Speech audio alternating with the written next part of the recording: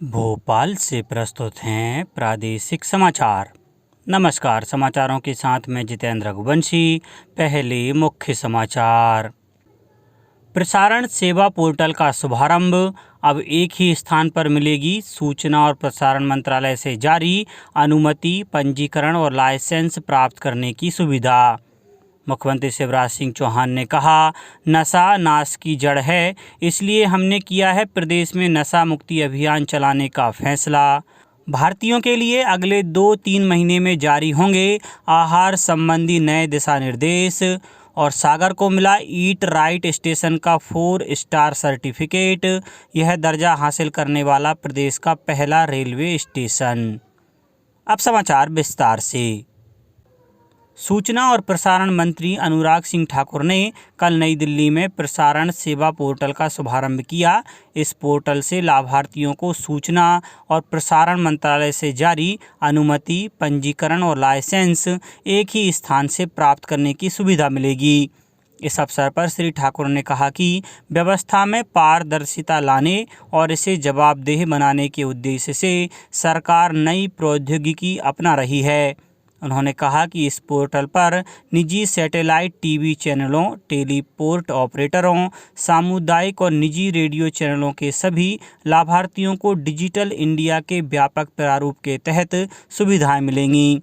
श्री ठाकुर ने कहा कि प्रसारण सेवा पोर्टल को जल्दी ही नेशनल सिंगल विंडो प्रणाली अर्थात राष्ट्रीय एकल खिड़की प्रणाली से जोड़ा जाएगा। उच्च शिक्षा मंत्री डॉक्टर मोहन यादव ने कहा है कि जल्द ही प्रदेश के सभी विश्वविद्यालयों के विद्यार्थियों को डिजिटल लॉकर की सुविधा उपलब्ध होगी।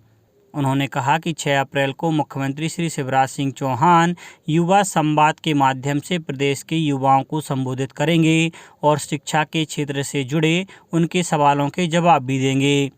मंत्री डॉक्टर यादव कल युवा संवाद कार्यक्रम की तैयारियों की समीक्षा कर रहे थे। उन्होंने बताया कि भोपाल के कुशाभाऊ सभागार में आयोजित युवा संवाद कार्यक्रम में एनआईसी के माध्यम से 52 जिला मुख्यालयों तथा शासकीय महाविद्यालयों में स्थापित वर्चुअल कक्षाओं के माध्यम से 25,000 से अधिक विद्यार्थी सीधा संवाद कर सकेंगे।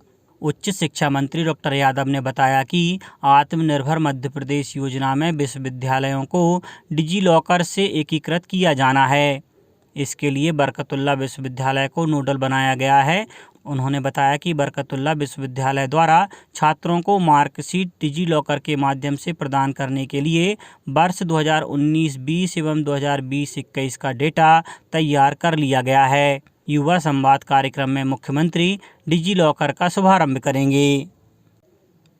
मुख्यमंत्री शिवराज सिंह चौहान ने कल नर्मदापुरम जिले के माखन नगर के गौरव दिवस कार्यक्रम को संबोधित करते हुए कहा कि नशा नाश की जड़ है, इसलिए मध्य प्रदेश में हमने नशा मुक्ति अभियान चलाने का फैसला किया है। इसको लॉन्च करके लोगों से नशा छोड़ने की अपील करेंगे। उन्होंने कहा कि जनता के मन से ही ये चीज़ खत्म हो सकती है कि हम अपने गांव को नशा मुक्त करें।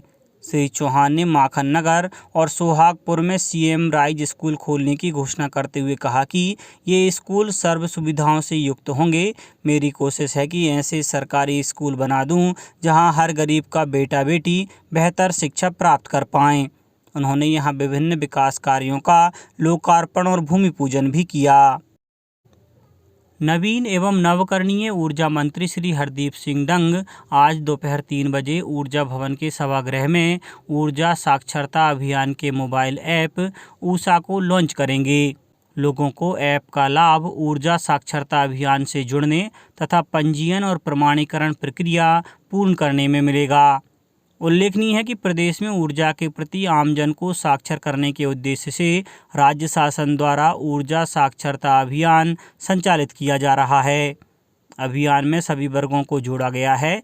ऐप से विभिन्न रूप से ऊर्जा का इस्तेमाल करने वाले लोग, किसान, गृहिणी, व्यवसायी, छात्र छात्राएं, नौकरी पेशा आदि को ऊर्जा एवं उसकी खपत के संबंध में व्यापक जानकारी मिल सकेगी। अभियान से जुड़ने के लिए वेबसाइट www.usha.mp.gov.in से लॉगिन की निर्धारित प्रक्रिया यथावत रहेगी। पर्यावरण संरक्षण के लिए एक बड़ी पहल करते हुए इंदौर शहर में हरियाली को बढ़ावा देने के लिए अनेक स्थानों पर अहिल्या वन विकसित किए जा रहे हैं। वनों के विकास से जहां पर्यावरण सुधरेगा, वहीं बारिश के भी बढ़ने की संभावना होगी। भारतीयों के लिए आहार संबंधी दिशा निर्देश जल्द ही संशोधित किए जाएंगे और नए निर्देश अगले 2 से 3 महीने में सामने आएंगे। भारतीय चिकित्सा अनुसंधान परिषद राष्ट्रीय पोषण संस्थान की निदेशक डॉक्टर हेमलता ने बताया कि स्वस्थ लोगों के लिए आहार संबंधी दिशा निर्देश पहली बार सरल बनाए जा रहे हैं ताकि कम पढ़े लिखे लोग भी इन्हें आसानी से समझ सकें। डॉक्टर हेमलता ने बताया कि दिशा निर्देशों में शाकाहारी और मांसाहारी लोगों के लिए खाद्य सामग्री के 11 समूह बनाए गए हैं। ये दिशा निर्देश 6 माह के बच्चे से लेकर बुजुर्ग व्यक्तियों तक के लिए होंगे। सरकार चरणबद्ध तरीके से हवाई अड्डों को चेहरे की पहचान प्रणाली से लैस करने पर विचार कर रही है। नागर विमानन मंत्रालय में राज्य मंत्री डॉक्टर वीके सिंह ने राज्यसभा में पहले चरण में अगले साल मार्च तक दिल्ली, कोलकाता, वाराणसी, पुणे, विजयवाड़ा, बेंगलुरु और हैदराबाद हवाई अड्डों पर यह प्रणाली शुरू की जाएगी। श्री सिंह ने कहा कि यह प्रणाली हवाई अड्डों पर यात्रियों को बिना किसी बाधा के यात्रा का अनुभव प्रदान करने की सरकार की डिजी यात्रा पहल का हिस्सा है। बालाघाट में कल जन सरोकार कृषक उत्पादक समूह द्वारा बायोडिग्रेडेबल प्लास्टिक का शुभारंभ किया गया। इस अवसर पर कार्यक्रम के अध्यक्ष, मध्य प्रदेश पिछड़ा आयोग अध्यक्ष और बालाघाट विधायक गौरीशंकर बिसेन ने कहा कि केमिकल युक्त प्लास्टिक का खतरा जीव जंतु, मनुष्य और पूरे पर्यावरण को दूषित करने वाला साबित हो रहा है। ऐसे में प्लास्टिक के बेहतर विकल्प के तौर पर एग्री ईगो प्लास्टिक बढ़ावा दिया जाना चाहिए। यह न सिर्फ उद्योगों के लिहाज से बल्कि प्रकृति के लिए भी बेहद ज़रूरी है। सागर रेलवे स्टेशन को food safety standard authority of India द्वारा रेलवे स्टेशन पर मिलने वाली खाद्य वस्तुओं, उनकी गुणवत्ता और साफ सफाई के आधार पर ईट राइट स्टेशन का 4 स्टार सर्टिफिकेट प्रदान किया गया है। यह दर्जा हासिल करने वाला सागर मध्य प्रदेश का पहला रेलवे स्टेशन है। फूड सेफ्टी संगठन के मानकों के आधार पर साफ सुथरे और ताज़े खाने पीने के सामान और अच्छी गुणवत्ता के आधार पर यह सर्टिफिकेट प्रदान किया गया है। क्षिप्रा नदी को पुनः प्रवाहमान बनाने के लिए उसकी सहायक नदी चंद्रभागा को पुनर्जीवित करने के लिए 150 से ज़्यादा लोग श्रमदान कर रहे हैं। ग्रामीणों ने चंद्रभागा के उद्गम स्थल मोहनपुरा बड़नगर मार्ग से श्रमदान अभियान शुरू किया। कभी उफनती हुई नदी आज एक बरसाती नाला बनकर रह गई है। ग्रामीणों को उम्मीद है कि श्रमदान के बाद नदी अपना मूल स्वरूप ले लेगी। अब कुछ समाचार संक्षेप में। मुख्यमंत्री शिवराज सिंह चौहान ने नई दिल्ली में मध्य प्रदेश सुशासन और विकास प्रतिवेदन 2022 लॉन्च किया। इस अवसर पर अनेक केंद्रीय मंत्री उपस्थित रहे। शहडोल जिले में कोरोना से बचाव के लिए 12 से लेकर 14 साल तक के बच्चों का टीकाकरण जारी है। अब तक 43,715 बच्चों में से लगभग 14,000 बच्चों को टीका लगाया जा चुका है। पंचायत एवं ग्रामीण विकास विभाग महेंद्र सिंह सिसोदिया ने गुना के कलेक्ट्रेट सभागार में विभिन्न विभागों की समीक्षा बैठक की। बड़वानी जिले में लोक पर्व गणगौर के अवसर पर ग्रामीण अंचलों में धनिया राजा और रनुबाई की आराधना में झालरिया और गीत गाए गए।